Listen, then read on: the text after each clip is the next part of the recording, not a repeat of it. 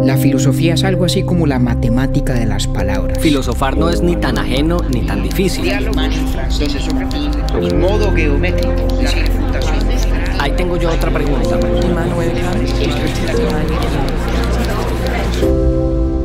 Urbi et Orbi a la ciudad y al mundo. Buenos días, buenas tardes, buenas noches. En Urbi et Orbi son dos los borgianos: el compañero David y el señor productor. Queridos pelagatos, les habla Camilo Zuluaga, también conocido en el Urbiverso como el señor productor. Hoy me fue dado el no pequeño honor de introducir el capítulo, que habla de mi invitado ausente preferido, don Jorge Luis Borges. En esta oportunidad, David y Octavio hablan del Aleph, que para mí se parece mucho a este programa y a la filosofía misma. Es todo y es nada, es bello y extraño. El Aleph es para Octavio las huellas de Leibniz y para David una historia de amor. El Aleph es para mí como Borges y este programa. Es un tesoro de la inteligencia y un laberinto en el que vale la pena perderse una y otra vez.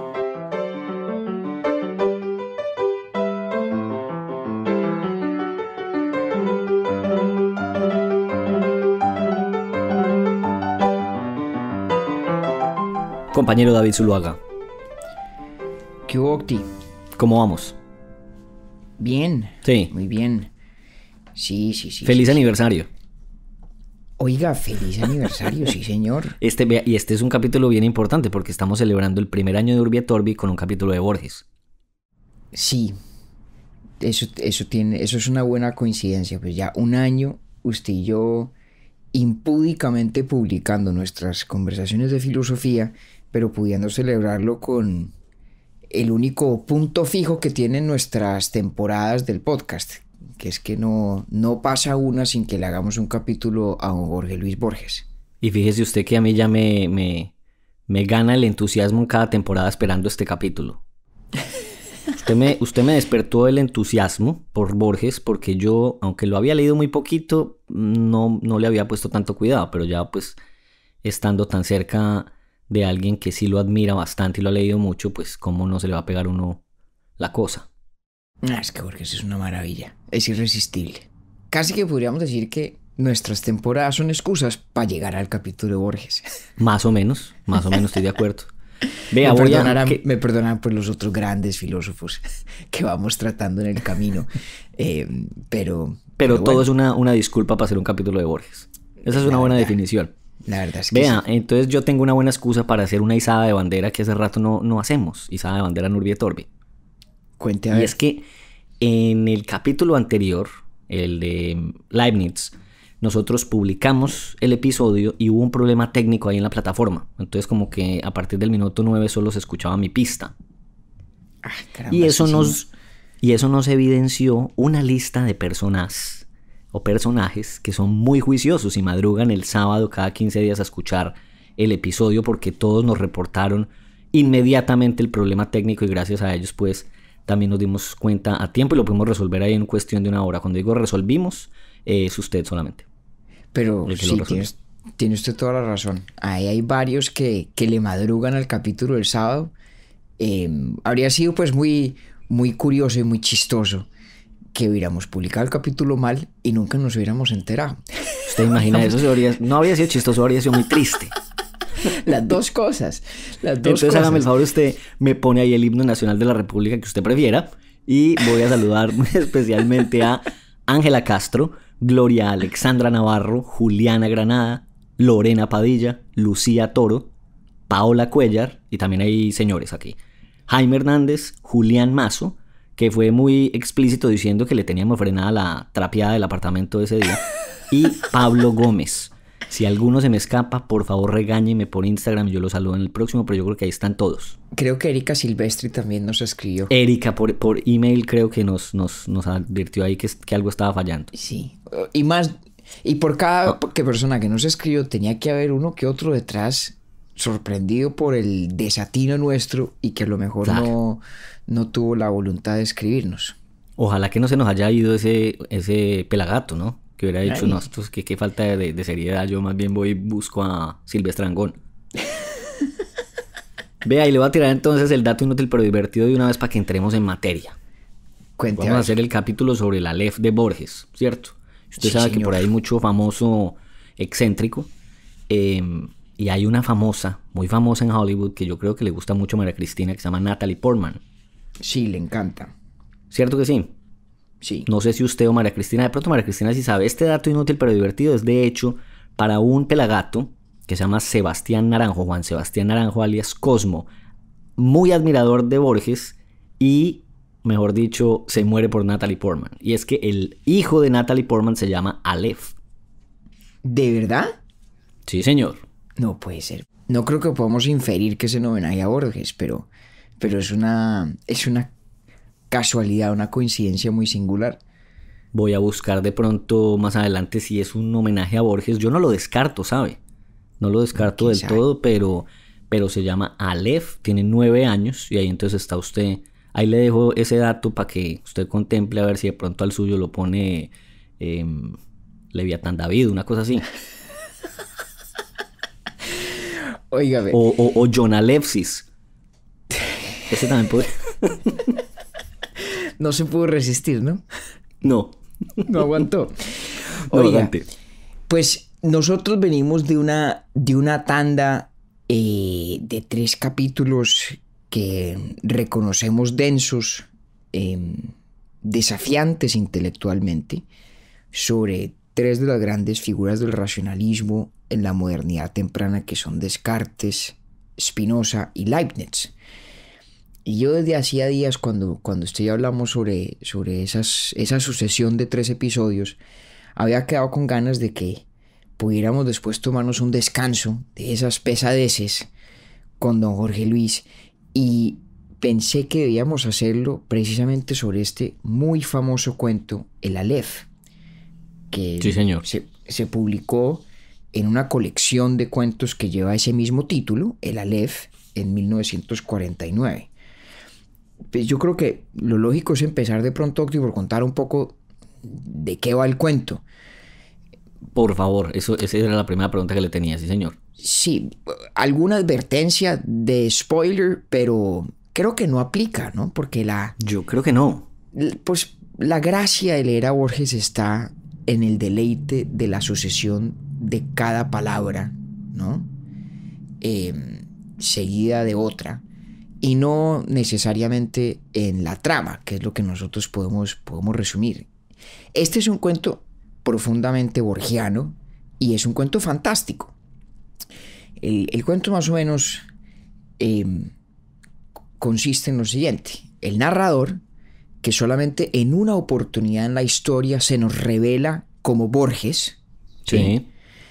el narrador cuenta que estuvo alguna vez enamorado de una mujer que se llamaba Beatriz Viterbo. Estuvo enamorado de Beatriz por su conocimiento y contacto con Beatriz, del cual no nos cuenta mayores detalles. Conoció al primo hermano de Beatriz, tipo que se llama en la historia Carlos Argentino Daneri. Y el narrador, el Borges del cuento, después de la muerte de Beatriz, siguió yendo a la casa de Carlos Argentino Daneri, la casa donde, por inferencia, vemos que vivió, o donde vivió Beatriz también, ¿cierto? Parece que en un esfuerzo como de conservar un vínculo tenue con el tiempo, a la vez desvaneciéndose y profundizándose con lo que quedaba de Beatriz en el mundo. Eso ya me parece a mí muy, muy lindo. Bueno, que todo uno podría entonces esperar que se iba desvaneciendo y en cambio esa relación parecía consolidarse. Digo yo la del primo y el Borges del cuento. Sí, porque resulta que en algún momento nos dice el narrador que en realidad él y Carlos Argentino Daneri pues nunca se cayeron bien, pero el Borges del cuento iba todos los años a donde Carlos Argentino Daneri a visitarlos. Las visitas con el paso del tiempo se fueron extendiendo, terminó yendo a comer y alguna vez a quedarse allá para unas copas. Todo esto para llegar a contarnos Borges que Carlos Argentino Daneri estaba escribiendo un libro, estaba escribiendo un poema y se lo comparte al narrador. El poema se llama La Tierra y es un poema que busca en las palabras del cuento, en las palabras de Borges, versificar toda la redondez del planeta. Imagínense, o sea, es un poema absolutamente ambicioso en su propósito. Poema contando todo lo que en la Tierra hay, digamos, como una especie de mapa mundi en verso. Y entonces Carlos Argentino Daneri se pone a leerle fragmentos del poema al Borges del cuento y resulta que el poema es malísimo. Y Carlos Argentino Daneri es un tipo pedante que usa el lenguaje o malutiliza el lenguaje para darse ínfulas de sofisticación, y a Borges le parece malísimo, malísimo el poema, penosamente pretencioso, como digo. Bueno, pasa el tiempo, Carlos Argentino Daneri le pide a Borges que le haga gestiones para que un reconocido escritor escriba el prólogo de ese su gran poema La Tierra. El Borges del poema se hace loco, hasta que un día, tiempo después, recibe una llamada de Carlos Argentino Daneri que le cuenta que los dueños de la casa donde vivió Beatriz Viterbo, donde vive en ese momento narrativo Carlos, que los dueños de la casa la van a demoler, los van a ellos a desalojar de allí para ampliar el café que tienen contiguo y ocupar pues el espacio de esa casa. Y la alarma de Carlos, que se la comparte al Borges del cuento, es que no puede él permitir que le quiten la casa, porque en la casa hay un objeto que es de él, que le pertenece a él. Ese objeto es el Aleph.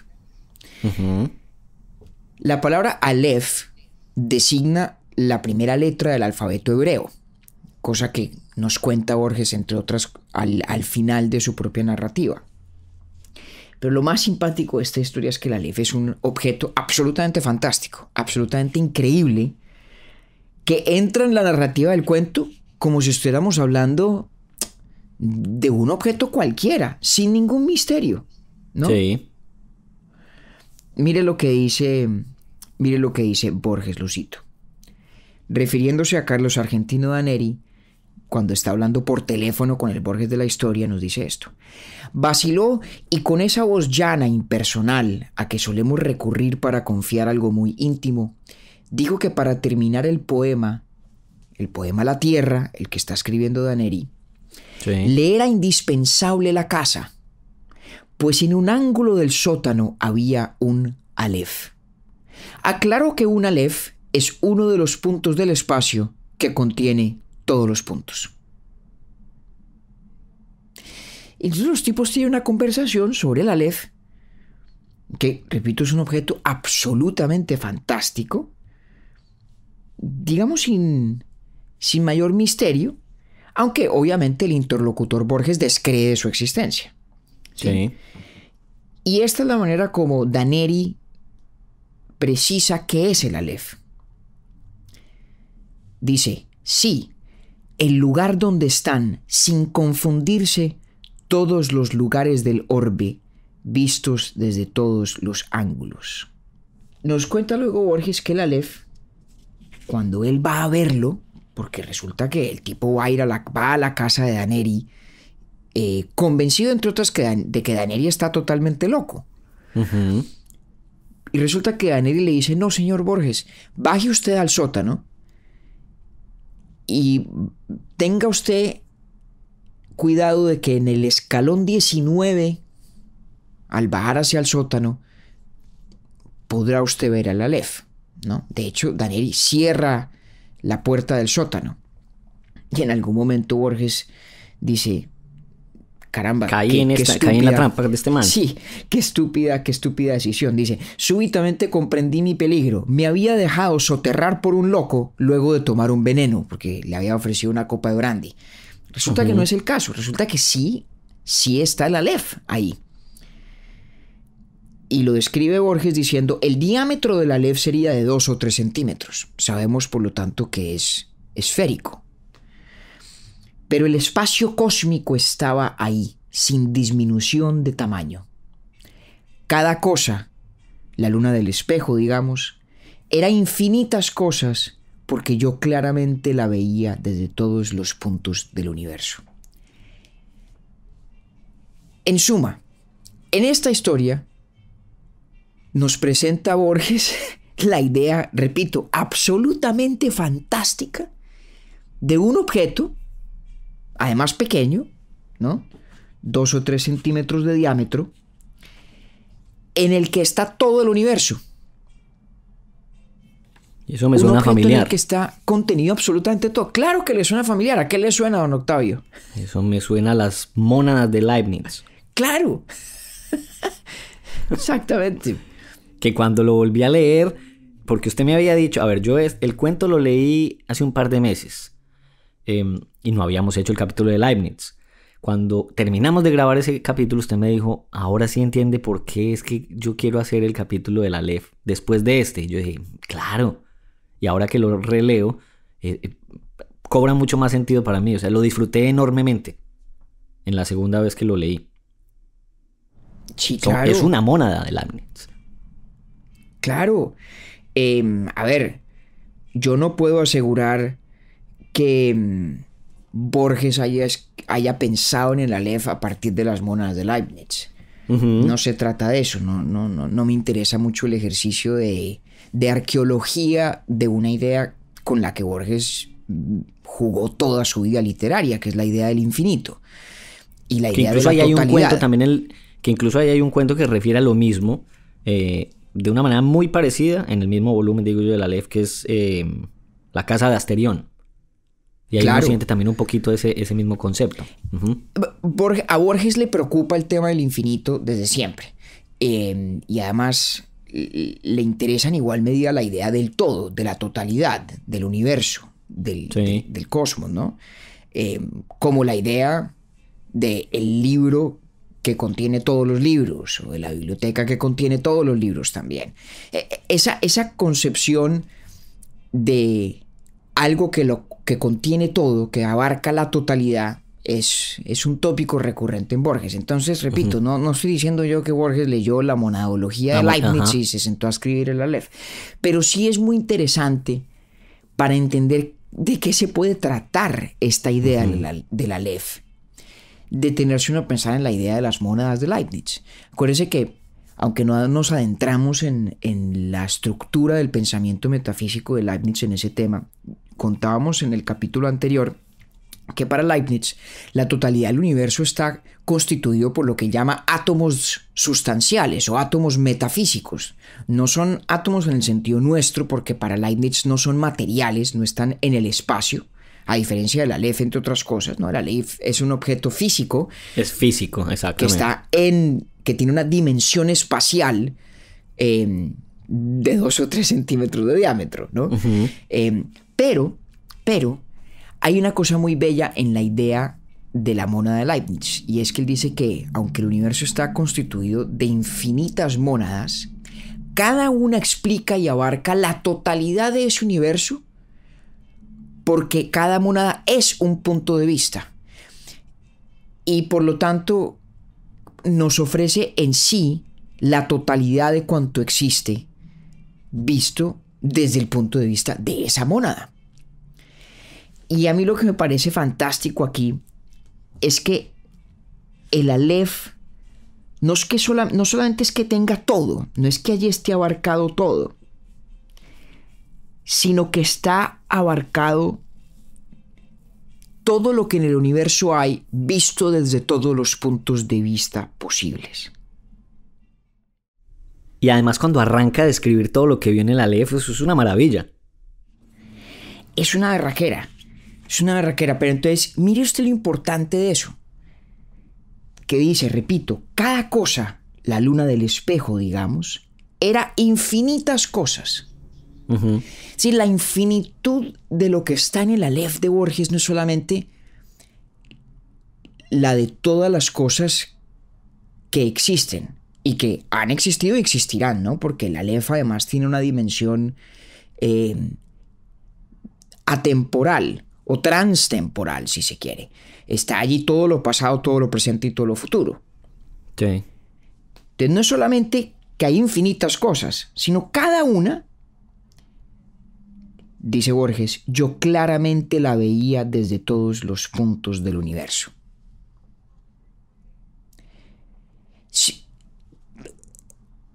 Si el Aleph fuera posible, si el Aleph existiera, tendría que tener infinitas cosas vista cada una de ellas desde una serie infinita de puntos de vista.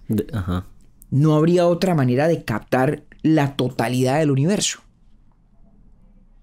¿Cierto? Pero Borges, que no es bobo, sabe que hay incluso un ingrediente adicional que complica la cosa un poquito, ¿no? Que me parece que no dista mucho de la paradoja de Russell.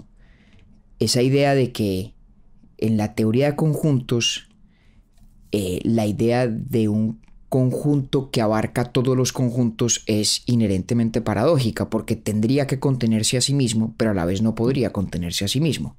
Uh-huh. ¿Y qué es lo que pasa? Si el Aleph existe, el Aleph es parte del universo. Sí. Luego el Aleph tiene que incluirse a sí mismo en una regresión infinita. Así es. Entonces mire lo que dice Borges. Vi el Aleph desde todos los puntos. Vi en el Aleph la tierra, y en la tierra otra vez el Aleph, y en el Aleph la tierra.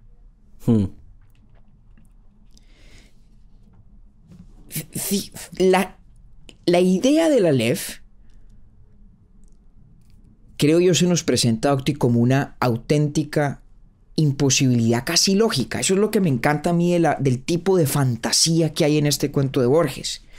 Porque yo siento, claro, cualquiera pues que lo lea es el Borges personaje de ese cuento está viendo el Aleph, pero él mismo podría estar dentro de otro Aleph. Primero. Segundo, si ese Aleph en efecto tiene la totalidad de lo que existe visto desde todos los puntos de vista posibles, uh-huh, pues tiene que contenerse a sí mismo, tiene que contener a Borges viéndolo, tiene que contener el hecho de que ese Aleph contenga al Borges que lo ve, etcétera, etcétera, etcétera, en una regresión infinita. ¿Sí? Y ahí yo creo que está plasmada la intuición literaria de Borges de que la representación del infinito es auténticamente imposible. Porque el Aleph busca ser, la idea del Aleph busca ser una encarnación del infinito. Sí. Está ahí en 2 o 3 centímetros de diámetro. Es que es casi cómica la idea. Es fantástico.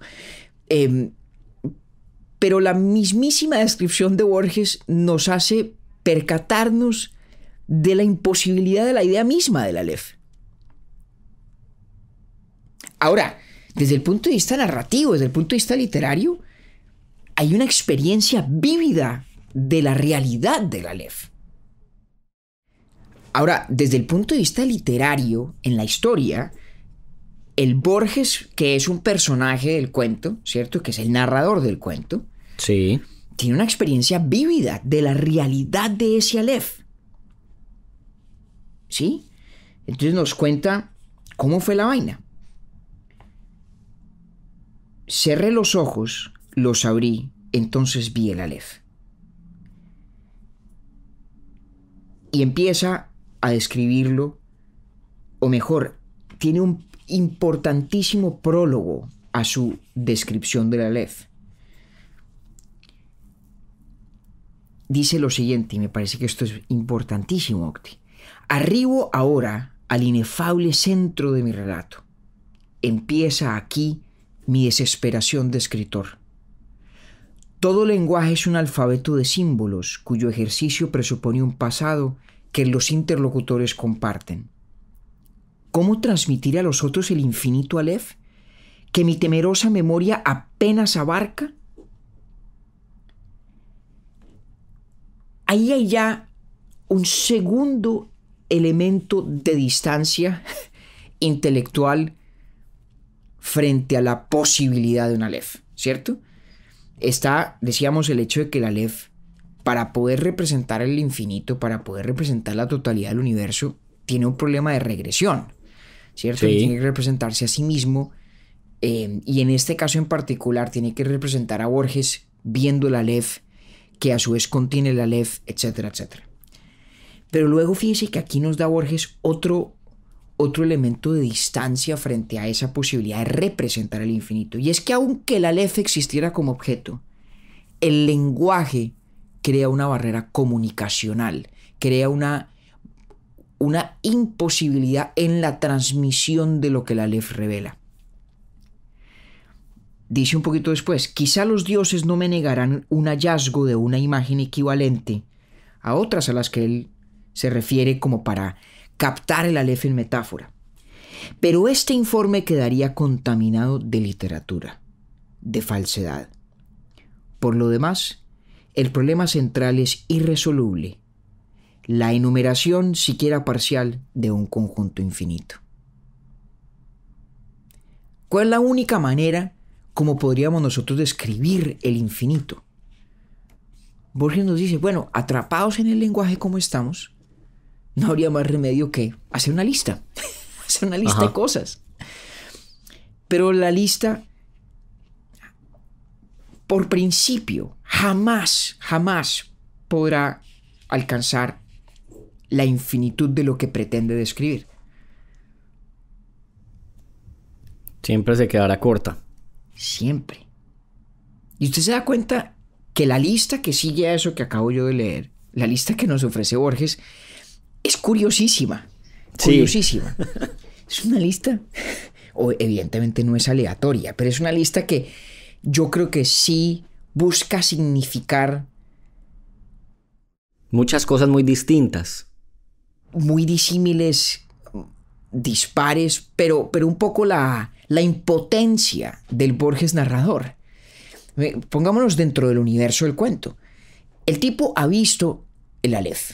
Es decir, sí, ha tenido un instante comparable a la visión mística, si es que algo lo es, porque ha visto el objeto en el que está contenido el universo. ¿Sí? Devolvámonos a la definición del Aleph. ¿Sí? Uno de los puntos del espacio que contiene todos los puntos. ¿Sí? Que tiene todos los lugares del orbe vistos desde todos los ángulos. O sea, literalmente hay un momento de visión mística en el cual Borges ve la totalidad del universo. ¿Sí? Y cuando luego va uno a ver la lista de cosas que nos ofrece en su vano intento de transmitir lo que vio, pues como digo, es muy curiosa. Y lo curiosa que es, yo creo, busca transmitir precisamente la futilidad del ejercicio mismo, de tratar de comunicarla, ¿no? Entonces le envía a leer un pedacito de la lista, ¿o qué? Claro, Ave María. Dice, vi el populoso mar, vi el alba y la tarde, vi las muchedumbres de América, vi una plateada telaraña en el centro de una negra pirámide, vi un laberinto roto, era Londres. Vi interminables ojos inmediatos escrutándose en mí como en un espejo. Vi todos los espejos del planeta y ninguno me reflejó. Vi en un traspatio de la calle Soler las mismas baldosas que hace 30 años vi en el zaguán de una casa de Fray Bentos. A mí eso de vi un laberinto roto, era Londres, me pareció una cosa fascinante. Además que por allá antesitos había dicho que las muchedumbres de América también las había visto. Claro, pero entonces imagínese eso, claro, arranca probablemente por el lugar donde uno esperaría que arranque, ¿no? Pensaba yo algo en la manera como describe el Génesis el acto creador, ¿no? Fiat Lux, se arranca por los fenómenos cósmicos, por las cosas que son de escala terráquea, ¿no? El mar, el alba, la tarde, las muchedumbres de América, y de pronto cuando menos cuenta nos damos, estamos en una baldosa. Así es. ¿No?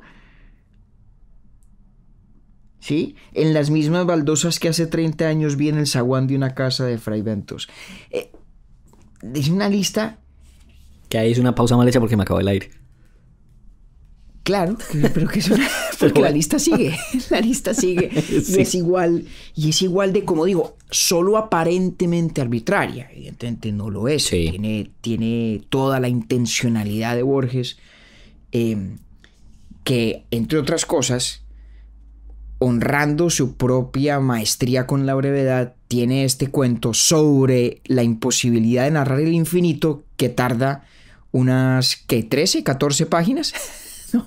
Ujú. De las cuales tan solo 2 o 3 son realmente sobre la Aleph, ¿no? Lo demás es toda esta historia que contábamos de Beatriz Claro, y de lo demás es Carlos la Argentino. atmósfera. Claro, exacto. Pero aprovecho entonces para de pronto sugerirle otro componente de este cuento que me parece muy, muy importante. Esa lista de Borges pasa por varios momentos, ¿cierto? Pasa por esa descripción que usted leyó, ¿no? Y luego pasa por algo que es muy importante. Pasa por Beatriz vista en el Aleph. Y yo por eso creo que el Aleph en el fondo es una historia de amor. Esa lectura es muy bonita. Este es un cuento sobre la idea del infinito, sobre la imposibilidad de representar el infinito, la totalidad del universo, ¿cierto? Pero es un cuento también sobre el amor del Borges personaje por Beatriz Viterbo, que varios comentaristas dicen, yo creo que con razón, es uno de los muchísimos homenajes de Borges a Dante, ¿no? Porque el objeto amado de Dante, la persona amada de Dante que lo guía a lo largo de la Divina Comedia, el amor profundo de él es Beatrice. Sí. El cuento del Aleph arranca precisamente con la muerte de Beatriz, la candente mañana de febrero Beatriz. en que Beatriz Viterbo murió, después de una imperiosa agonía que no se rebajó un solo instante ni al sentimentalismo ni al miedo, noté que las carteleras de fierro de la Plaza Constitución habían renovado no sé qué aviso de cigarrillos rubios. El hecho me dolió, pues comprendí que el incesante y vasto universo ya se apartaba de ella y que ese cambio era el primero de una serie infinita. ¿Eh? Y lo que sigue ahí es una belleza también. Cambiará el universo, pero yo no. Pensé con melancólica vanidad. Alguna vez, lo sé, mi vana devoción la había exasperado. Muerta, yo podía consagrarme a su memoria, sin esperanza, pero también sin humillación. Y mire, Sí que puede ser una historia de amor bien bonita. es una historia de amor. Y además, Porque sí, mire, entonces, muerta, yo podía consagrarme a su memoria. ¿Qué fue lo que hizo? ¿Por qué Borges, el personaje, sigue en contacto con Daneri, con el primo de Beatriz? Porque es parte de su ejercicio de consagrarse a la memoria de ella, muerta como está, ¿cierto? Entonces, venga, mantener vivo su recuerdo. así arranca el cuento. Entonces, venga, me devuelvo al Aleph. Y me devuelvo a la lista de las cosas que en el Aleph Borges vio. Dice, vi en un cajón del escritorio, y la letra me hizo temblar, cartas obscenas, increíbles, precisas, que Beatriz había dirigido a Carlos Argentino. Vi un adorado monumento en la Chacarita. Vi la reliquia atroz de lo que deliciosamente había sido Beatriz Viterbo. Parte de lo que Borges ve en el Aleph, en el infinito, es a Beatriz.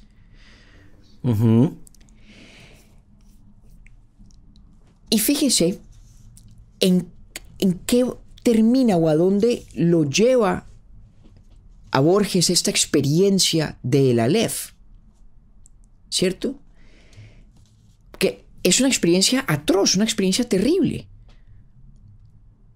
¿Se acuerda cuando hicimos nuestro capítulo sobre la filosofía islámica medieval y hablamos de Al-Ghazali y hablamos de ese problema de Averroes, exacto, de Al-Farabi también, pero creo que en el contexto de Al-Ghazali en particular hablamos del problema de transmitir en palabra la experiencia mística.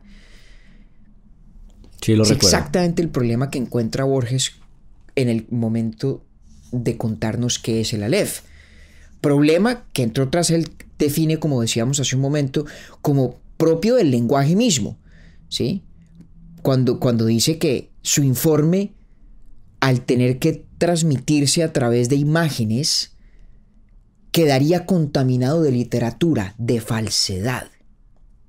Es decir, la riqueza de la visión mística en el Aleph es muy superior a lo que el lenguaje puede transmitir. Entonces, imagínense, es una experiencia que es terrible en el sentido clásico de esa palabra. Es sublime porque es, digamos, inefable, está más allá de lo que uno puede asir mentalmente, ni qué decir transmitir. Y mire lo que dice entonces: ese objeto secreto y conjetural, cuyo nombre usurpan los hombres, pero que ningún hombre ha mirado, el inconcebible universo. Es decir, el universo como objeto, es decir, el universo como el todo de lo que hay, es un objeto secreto, es un objeto que ningún hombre ha mirado, excepto, pues, Carlos Argentino Daneri y Borges, ¿no? Y Borges ahora, claro. Y la palabra universo es un nombre que hemos usurpado. Ese objeto es para nosotros conjetural, porque no nos es dado realmente verlo, asimilarlo.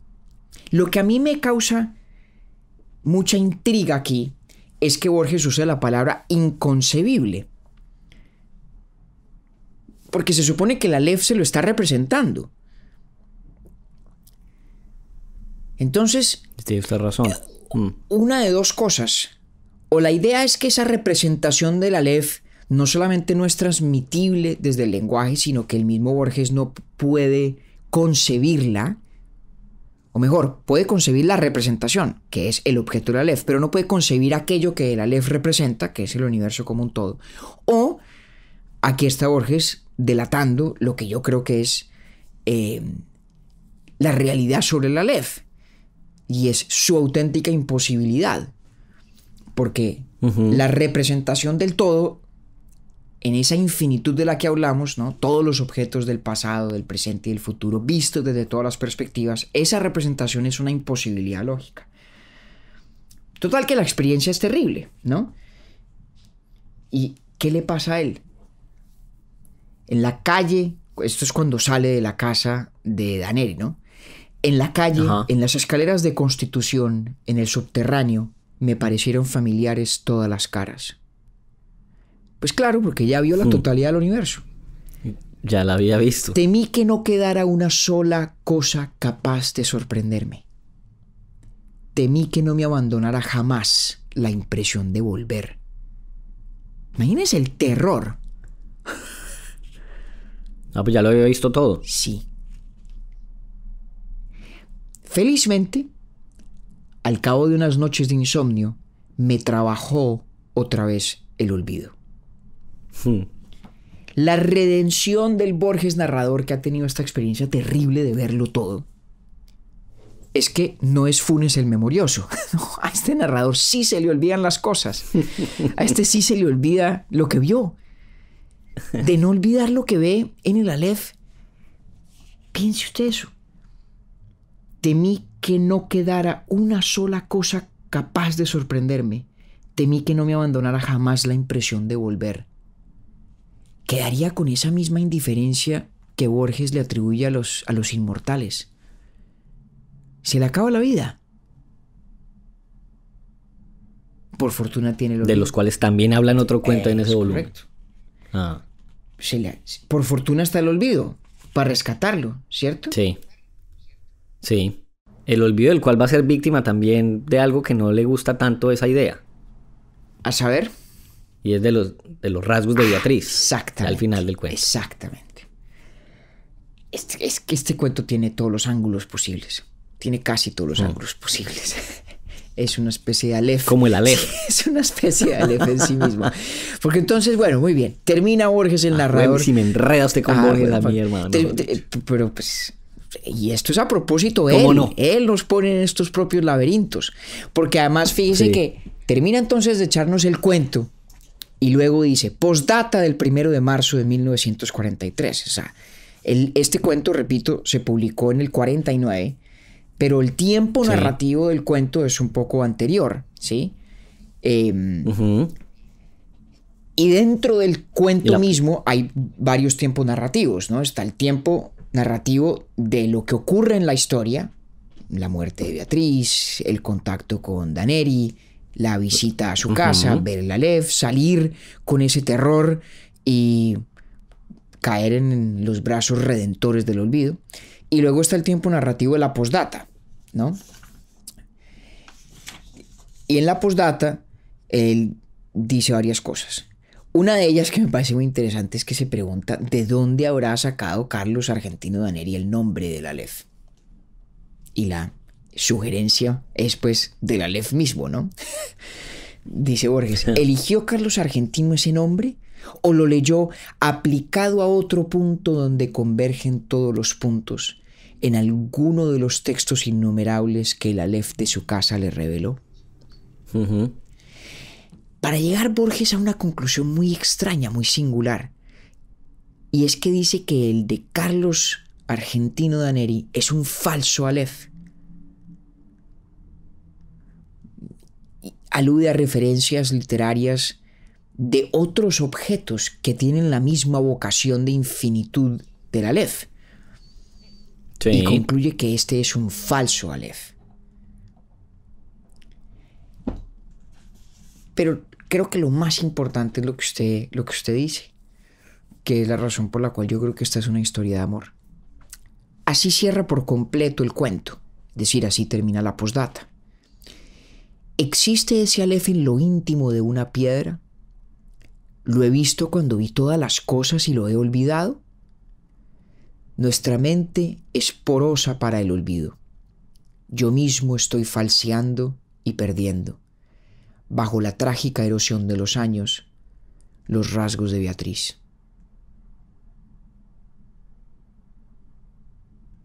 Este tipo ha visto la totalidad del universo.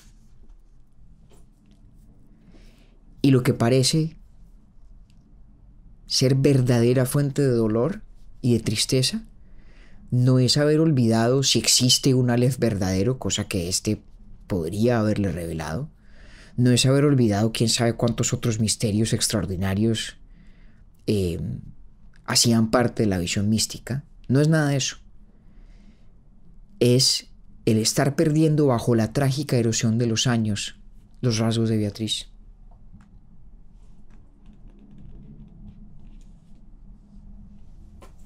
Eso es una belleza. Porque empieza y termina con Beatriz. Sí. Ahí es casi como una... Casi que lo sentí un poco con... Que en Beatriz también está contenido el concepto de infinitud. Para él. Pues hombre, Y eso de que... sí. pues capaz que sí. Al menos en un sentido. Rico pensar. Pues al menos en un sentido, ¿no? Que por lo menos en este cuento, por lo menos para el Borges narrador de este cuento, el amor de Beatriz es más importante que el acceso al infinito del universo. Ujú. Eso un poco le preocupa. ¿No?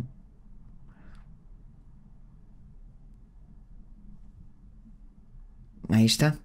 El Aleph de Borges, Ay, que es como... me queda yo pensando después de esta conversación y después de haberlo leído también, y es que quién sabe pues cuál sea la respuesta. No es que lo esté yo dando a usted esa responsabilidad, pero lo que me quedé pensando es como si él vio tantas cosas en el Aleph, luego asevera que ese es un falso Aleph, el de Carlos. No sé. Sabe que no. ¿Quién No sabe? sé. Es... Para mí es tal vez la pieza más enigmática del cuento. Sí. Sí, es la pieza más enigmática para mí. No sé si se trate de una forma del narrador encajar esa experiencia inefable y terrible, dado que pues necesita seguir viviendo. Lo que pasa es que no niega que esa experiencia fuera cierta, ¿cierto? El narrador no nos dice que fue una alucinación, nos dice que es un falso Aleph. Pero Sí. un Aleph al fin y al cabo parece. Además no estoy seguro qué significa que algo sea un falso Aleph, conceptualmente. Conceptualmente tiene usted razón, sí. ¿No? Porque esto es lo que dice literalmente. Por increíble que parezca, yo creo que hay o que hubo otro Aleph. Yo creo que el Aleph de la calle Garay era un falso Aleph. Eso para mí es la parte más críptica de este cuento. No está negando la veracidad, digamos, de la experiencia que tuvo En la casa de Carlos. en la casa de Carlos Argentino de Neri, en la calle Garay. No lo está negando. No está negando que exista algún Aleph, ¿no? Es precisamente porque cree que hay otro, o que lo hubo, que concluye que este es falso. ¿Pero qué significa que un Aleph sea un falso Aleph? ¿No? Los ejemplos de lo que él cree podría resultar siendo un verdadero Aleph, ¿no? Son varios. El espejo universal de Merlín en The Fairy Queen. Habla de la séptuple copa de Kai Khosrou. El espejo de Tariq Ben Seyad, que aparece en las Mil y Una Noches, etc. O sea, parece haber otros objetos en el mundo, algunos registrados en la literatura, que podrían ser, por cualquier razón lo cree el Borges narrador, mejores candidatos a verdadero Aleph. Para mí ese es el elemento más críptico del cuento. No creo tener una respuesta satisfactoria. No sé por qué... Pero qué viaje el que nos mete Borges acá. Así es Borges. ¿Ah? Y no se me puede olvidar, para concluir la cosa, por lo menos en lo que a mi lectura concierne, porque ya creo que he vertido todo lo que pensé en el ejercicio de releer este cuento. No puedo dejar de mencionar lo siguiente, y es que en el Aleph del cuento aparece también el lector. ¿Te has dado cuenta de eso? No, pues es que estoy aquí pensando y venga que si me la perdí. Devuélvase a donde está terminando la descripción, ¿cierto? Acuérdese que contamos que él ve las cartas de Beatriz y luego dice: vi la reliquia atroz de lo que deliciosamente había sido Beatriz Viterbo. Vi la circulación de mi oscura sangre, vi el engranaje del amor y la modificación de la muerte. Vi el Aleph desde todos los puntos. Vi en el Aleph la tierra y en la tierra otra vez el Aleph y en el Aleph la tierra. Vi mi cara y mis vísceras. Vi tu cara. Y sentí vértigo y lloré porque mis ojos habían visto ese objeto secreto y conjetural cuyo nombre usurpan los hombres, pero que ningún hombre ha mirado, el inconcebible universo. Vi tu cara. Sí. No, yo se me lo ha perdido, pues. Podría uno pensar que es una alusión también a Beatriz, como si el narrador estuviera hablando imaginadamente. Digamos que esa fue la sensación que tuve. Sí, pero yo creo que pues me gusta más pensar en el lector, de hecho, ahora que usted lo propone. No solo eso, sino que fíjese que en todas las demás alusiones a Beatriz se refiere a ella en tercera persona. Se refiere como Beatriz. Exactamente. Y ahí no está hablando con nadie más. O sea, el Borges personaje ahí no estaría hablándole a nadie distinto, sino al que lo está leyendo. Exactamente. Porque además recuerde que el cuento es un relato. O sea, el texto que nosotros estamos leyendo no es algo que está en la mente del Borges personaje, es algo que el Borges personaje escribe. Acuérdese lo que decía: arriba ahora al inefable centro de mi relato, y empieza aquí mi desesperación de escritor. Y hay una postdata. Es decir, el contenido del cuento es una pieza literaria, es un escrito, y por lo tanto el escritor, cuando dice tú, le está hablando a un lector, en este caso pues. Vi tu cara. Es decir, Y sentí vértigo y el lloré. Aleph incluye el haber estado usted y yo leyendo sobre el Aleph de la pluma de Borges.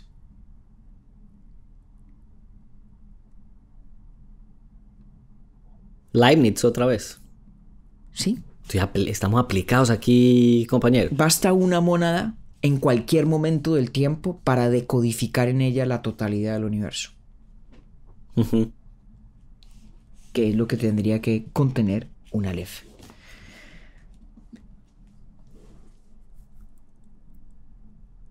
Hombre, mejor dicho. Es un genio, Borges. Eso con Borges uno eso no defrauda. Sí. Eso metámosle que era 3 o 4 episodios por temporada Borges, más bien. Pero por fortuna tenemos Borges para mucho rato. Es mucho y muy bueno lo que Borges y escribió. filosofía, Sí, pues sí, que sí. nos ha llegado además Sí. sugerencias de temas por todos Sí. lados. No, pero qué No berraquera. nos olvidemos. ¿Cuántas veces más o menos usted ha leído el Aleph, compañero? Uy, yo no sé. Solamente hoy para que nos sentáramos a hablar lo leí 2 veces. Hoy. Pero bueno, entonces venga, le pregunto algo. ¿Usted así de repente durante el año dice, me voy a leer este cuento otra vez? Sí, este o algún otro. Sí, Sí. claro. Claro. Ah.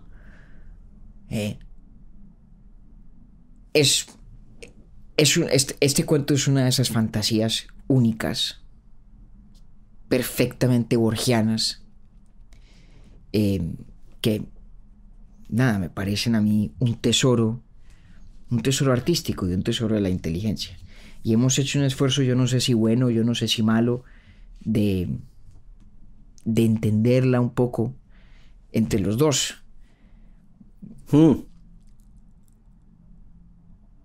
Pues siendo fieles a la promesa fundacional y es votar corriente que usted y yo. Ah, sí, eso sí, siempre. Ojalá a los demás les plazca y le saquen jugo también, pero por encima de todo está la botada corriente nuestra.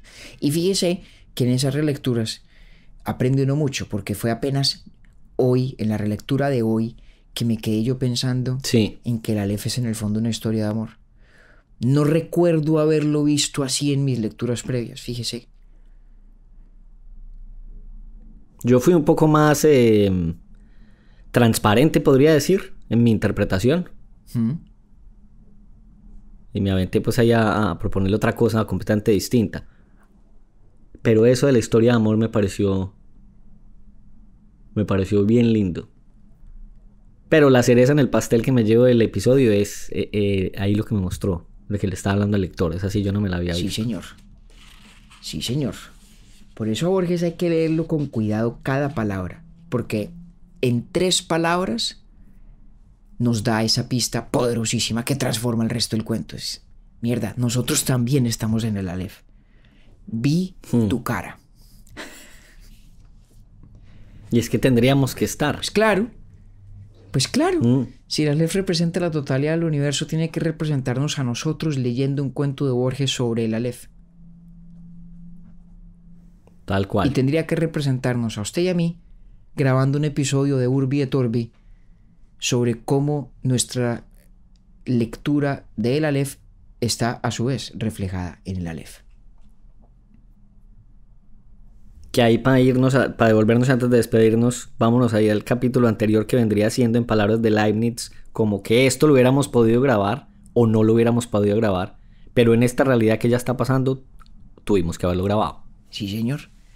Y en consecuencia tenía que estar en el Aleph desde siempre. Desde siempre. Mi compañero. Qué berraquera. Hombre, don Octavio. Aquí empezó un paseo. Usted me va a seguir tirando suave de aquí para adelante, ¿sí o no? A todos los pelagatos. Con los temas. Sí, ya hicimos una buena descarga de historia de la claro. Filosofía hardcore. Necesaria, y como le dije la vez nuestros pasada, racionalistas. no me la imaginaba tan divertida.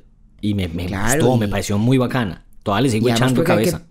Claro, además porque hay que perderle miedo a esos temas, a la metafísica, a la epistemología. Y bueno, ojalá los que vienen sean también del gusto de nuestros 5 pelagatos, pero sobre todo que sean buena ocasión para seguir, como dice usted, votando corriente nosotros dos. Un abrazo como siempre, compañero, y nos vemos dentro de 15 días. Lo mismo, don Octavio. Saludos por un allá. abrazo. Urbi et Orbi es producido por Bielo Media, con la música original de Felipe Durán, la coordinación general de Camilo Zuluaga y la dirección creativa de María Cristina Pimiento. Agradecemos especialmente a Luchi y Titín por la voz del cabezote y nuestro logo. Nosotros somos David Zuluaga y Octavio Galvis. Feliz día, feliz tarde o feliz noche.